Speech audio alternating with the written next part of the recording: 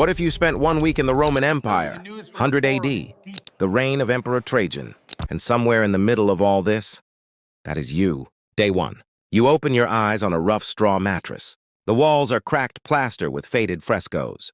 You are on the 3rd floor of an insula, a Roman apartment block. 7 stories of cramped rooms stacked on top of each other. The higher your floor, the poorer you are.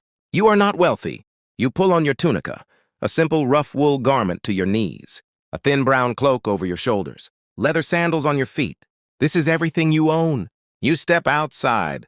Rome is already alive. Thousands of people moving in every direction.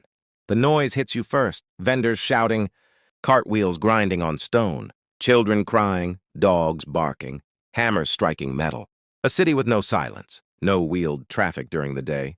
Julius Caesar banned carts from the city center in daylight hours. So everything moves on foot. Slaves carrying loads on their backs, merchants pushing hand carts, senators moved through the crowds in litters carried by 4 men. You walk to the nearest fountain, one of over 1,000 in the city. Fresh water flows constantly, fed by aqueducts stretching hundreds of kilometers from mountain springs. You drink. It is cold and clean. This is one of Rome's greatest achievements. You just don't know it yet. Day 2. There is no kitchen in your insula room, no stove. Fire risk in a building this cramped would be catastrophic. So you eat outside at a thermopolium, a Roman street food counter with clay pots of hot food kept warm from below. Pulse, a thick wheat porridge with garum poured over it. You eat standing at the counter. The Roman state provides free grain to 200,000 citizens through the annona. You collect yours and exchange it for bread at a Pastrina bakery, where a donkey turns the millstone, dense, coarse, but filling. In the afternoon, you explore the markets. The Macellum, Rome's covered food market, is overwhelming. Fish from the Mediterranean, olives from Spain, spices from Egypt, silk from the distant east, dates from North Africa. Rome pulls the entire known world into one place and sells it by the pound. You pass a slave auction. Men, women, and children on a wooden platform. Prices called out in Latin. You keep walking. An estimated 1/3 of Rome's population are enslaved. This city was built on their labor, the baths, the roads, the monuments, everything. A street philosopher is arguing with a merchant outside a tavern. 3 men are playing dice against a wall. A group of women carry water jars on their heads with perfect balance. Rome moves around you like a river and you are a stone in the middle of it. Day 3. Today you go to the baths. The thermae, open to almost everyone for almost nothing. A quadrans, less than the price of a piece of bread. Inside the scale is staggering. Vast halls of marble and mosaic. Columns the height of buildings. Steaming pools. The Romans bathe in sequence. Frigidarium, tepidarium, caldarium. Cold, warm, hot. They scrape themselves clean with a curved metal tool called a strigil. No soap, olive oil instead. Around the pools, people talk business. Argue politics, make deals, play dice, read scrolls aloud. The baths are where Rome decides things. A senator and a baker stand in the same hot pool. This is one of the few places class collapses. You stay 3 hours. When you leave, you are cleaner than you have been in days. Your muscles ache less. You understand why Romans come here every single day. On the way back, you pass a collegia, one of Rome's mutual aid societies. Working men gathered in a courtyard, sharing a meal, contributing coins to a common fund. For funeral expenses, for emergencies, for each other. Rome is brutal, but it also takes care of its own. Day 4. The Forum Romanum, the beating heart of the city. You smell it before you see it.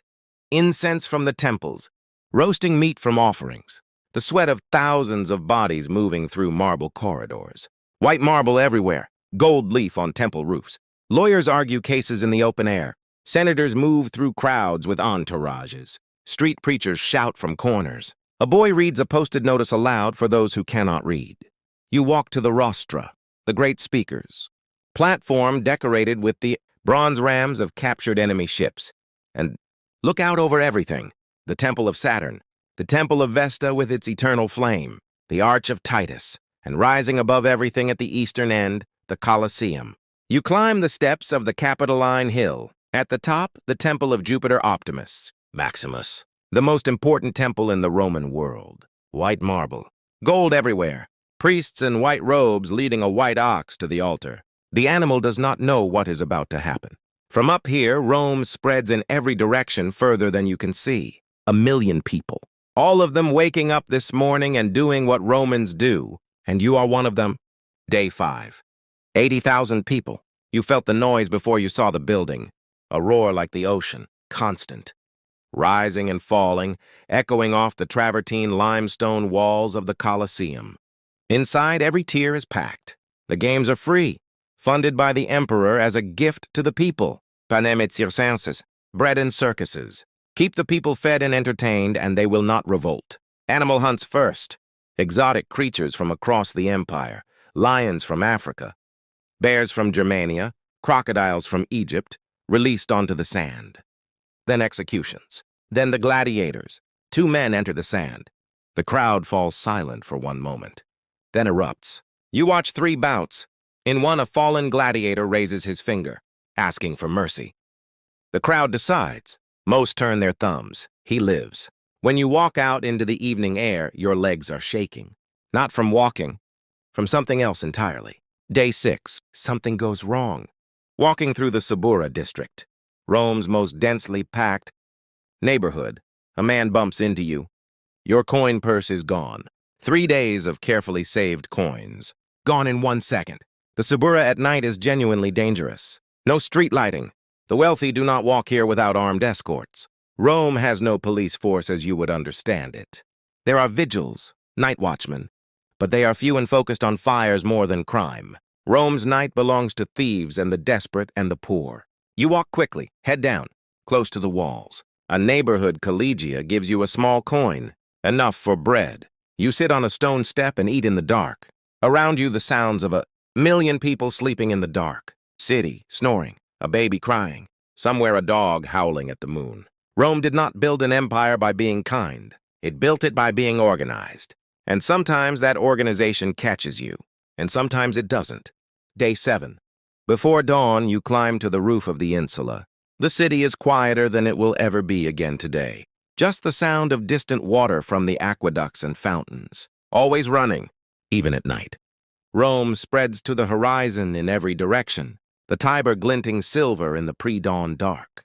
The temples on the Capitoline Hill catching first light.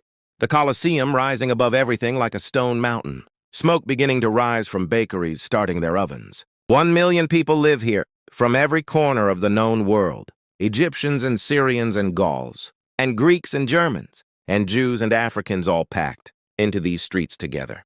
All using the same roads, the same aqueducts, the same laws. All speaking Latin in public and their own languages at home. The sun rises. Rome turns gold. You have 7 days.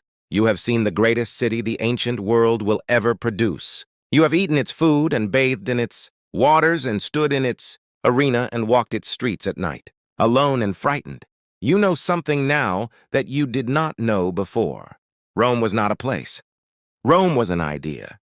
And for 300 more years after this morning, this sunrise, these rooftops, this noise beginning to build again below you, that idea held. Then it didn't. Follow empirico. History lived 1 week at a time.